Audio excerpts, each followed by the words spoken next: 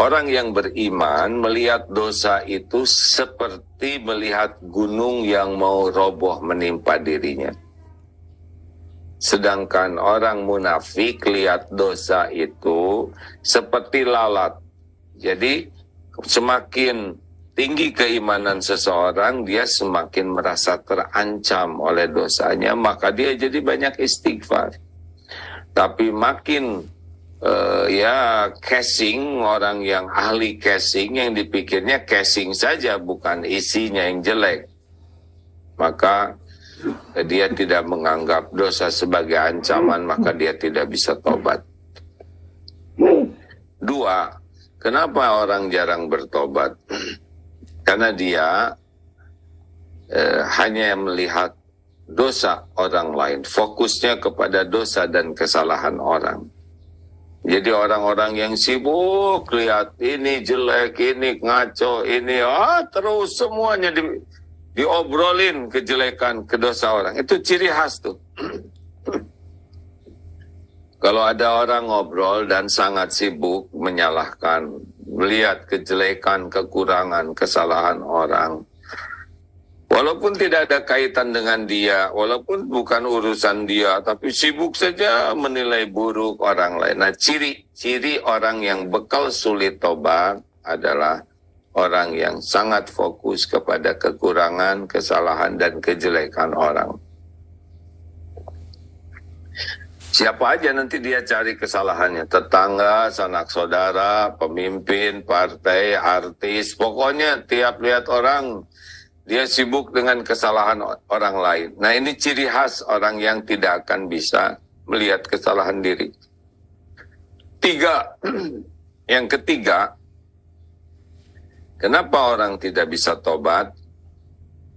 Karena dia merasa sebagai korban. Misal dompet hilang, kita merasa sebagai korban copet. Nah, ini dari sisi syariat benar, pencopet itulah yang bagian jahatnya ya, pencurinya, yang zolimnya. Dan kita adalah orang yang dizalimi oleh pencopet secara syariat. Tetapi secara hakikat silakan baca surat Asy-Syura ayat 30. Wa ma min musibatin fabima kasabat aydikum wa ya'fu an katsir. Sebentar ya, surat Asy-Syura ayat 30. Tidak ada satupun musibah yang menimpa kecuali diundang oleh dosa kita sendiri. Dan apapun musibah yang menimpa kita ya, benar, wa ma asabakum min musibatin fabima kasabat aydikum wa ya'fu an katsir. Betul. Dan apa saja musibah yang menimpa kamu, maka adalah disebabkan perbuatan tanganmu sendiri. Dan Allah memaafkan sebagian besar dari kesalahan-kesalahanmu. Artinya, kalau kita dicopet, benar si copet itu melakukan kezoliman. Tapi terpilihnya diri kita menjadi korban pencopetan, nah itu sebetulnya kita yang mengundangnya. Jadi dosa kita yang mengundang si copet itu menyopet diri kita sehingga terjadi percopetan.